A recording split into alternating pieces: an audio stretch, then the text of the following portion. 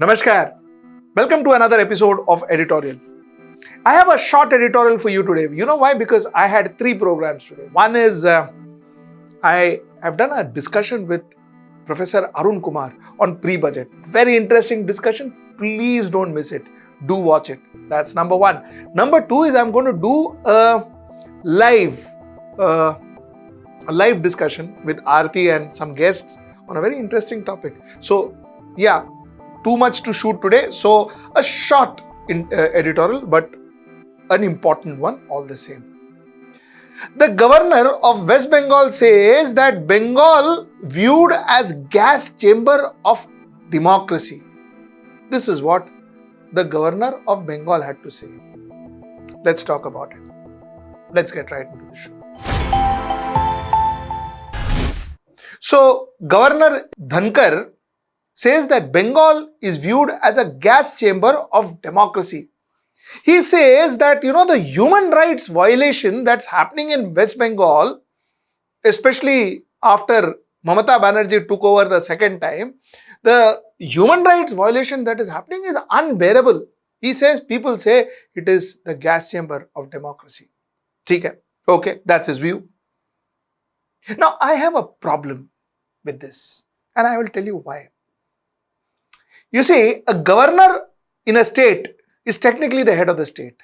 Though, of course, the state is run by the elected chief minister, but the governor is the head of the state. A president is elected, but the governor is selected.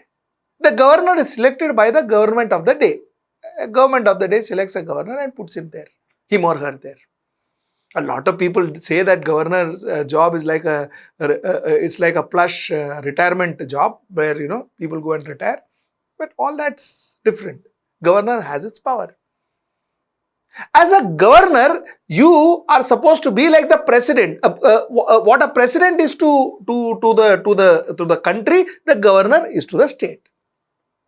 Now imagine our president going to a press conference and saying, this government, they don't know how to manage. It is like there is humongous amount of human rights violation. Everything is going wrong. Everybody is killing everybody. Economy is on the doldrums. My God, it is a mess. Imagine the president of India going and announcing it in the press. What happens to the country? Now, you will ask me, okay, Dhankhar said because he felt that there were human rights violation. Of course, if he felt that there is human rights violation, he should take steps. The governor of a state, according to the constitution, has powers. They have got discretionary powers. The discretionary power includes wherein he can directly submit a report to the President of India, asking the President of India to take steps, sack the government if he feels that what the government, and what he's talking about, if he feels that Bengal is viewed as a gas chamber and there is huge amount of human rights violation, he should be writing to the President and telling the President, sack the government. Why is he not doing that? I am a governor of a state, I have got discretionary powers with me, write to the President, sack the government. You've got the ways and means. That's how our democracy is functioned. That's how Dr. Babasaheb Ambedkar created our constitution. My problem is these are constitutional positions. A governor, a president, the speaker of the Lok Sabha, they are supposed to be above politics. They are supposed to be apolitical. That's what you call as statesmen. You need statesmen sitting in these chairs, occupying these chairs. Not a political karyakarta sitting in that chair, who sits in one chair and works for his political party rather than working for the state. Tell me, when a governor makes a statement of this sort, tell me, what investment will come into that state? Which company will come and invest in that state? Which foreign companies will come and invest in that state? Which Indian companies will put their factories in that state? What will happen to the youth of that state if that state doesn't get investment? What happens to the youth of that state if there is no companies coming and putting up their factories? What about their jobs? So for political benefits, you are putting the entire state at risk, the future of the state at risk. Is that why you are the governor and sitting in that plush Raj Bhavan with all the servants and the cars and all the privileges at your disposal? Is that why you are sitting there? Or is your job to call the state chief minister, sit and discuss with him or her, in this case her, and tell her, ask her, why is it not happening? If it is not happening, what can he do to help? How can he contribute? What opinion he can give? If still she doesn't listen to you, still there is a problem, take it up to your higher rank, which is your President of India. He writes to the President of India, he reports to the President of India. He should write to the President of India like it is there prescribed in his discretionary powers. He doesn't do that. So therefore, I wonder that what is the real intention?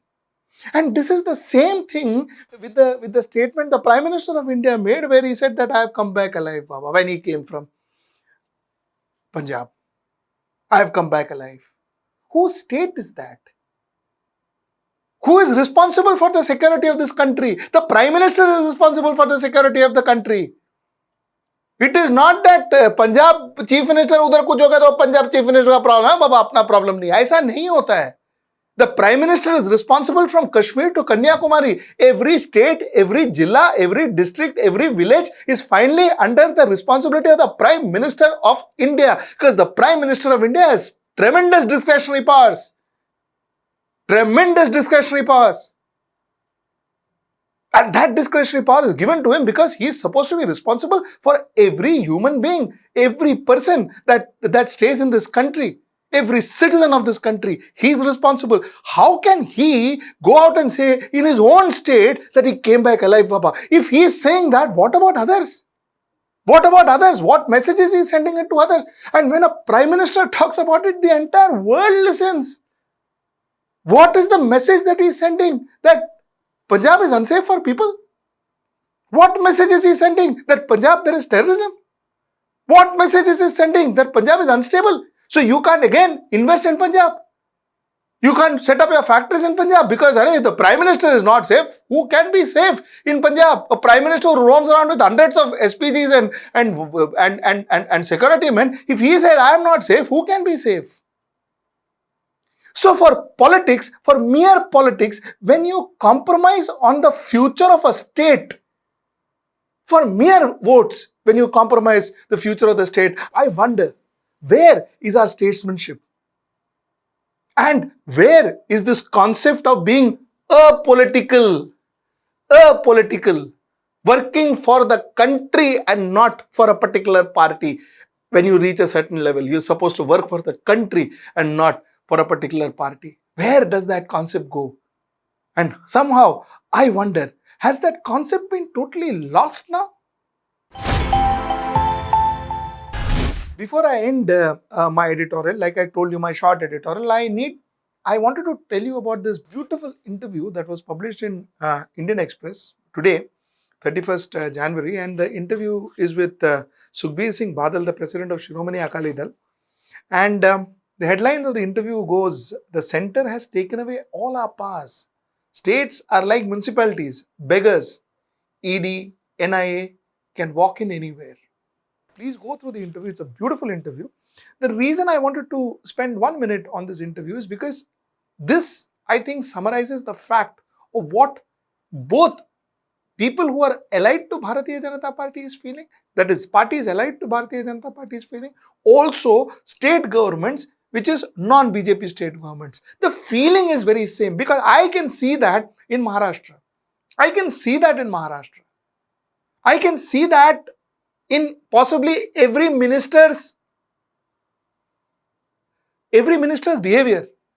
Every minister has in his back of his mind, the fear of an ED or a NIA or a CBI coming after him, or an IT coming after him. Now, the point is, if you are corrupt, you should, of course, these are organizations that is meant to tackle corruption, money laundering and all of that. So, it is not that it is wrong to go and catch a corrupt minister. But what is wrong is only the opposition seems to be corrupt. The CBI, the ED, and all of these agencies have never till now gone and raided a Bharatiya Janata Party member. Not one of them is raided.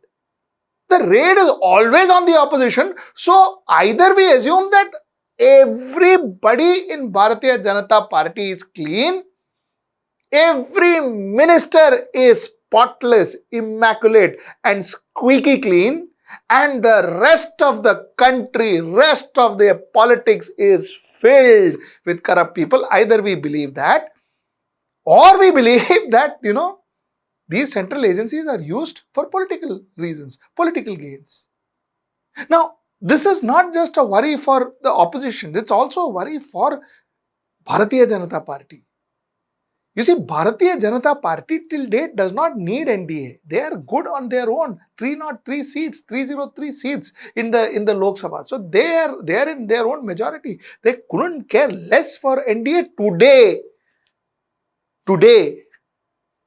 But tomorrow, as things go, if they need NDA and if they need allies to come with them, to form a coalition with them, they may find it difficult, because Shiromani Akali Dal, Shiva Sena are the examples that people are going to watch and see and say that, listen, unka dekho kya hua tha, look at what happened to them.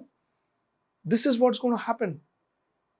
So, not just for the opposition, other parties, I'm even talking about Bharatiya Janata Party themselves, for their own sake.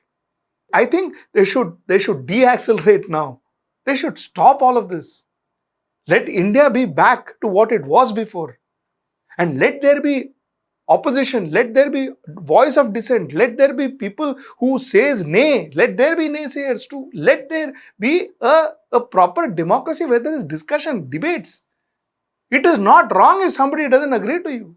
I think that's something that Bharatiya Janata Party should be thinking about. I would request you, log on to our website. Please log on to our website.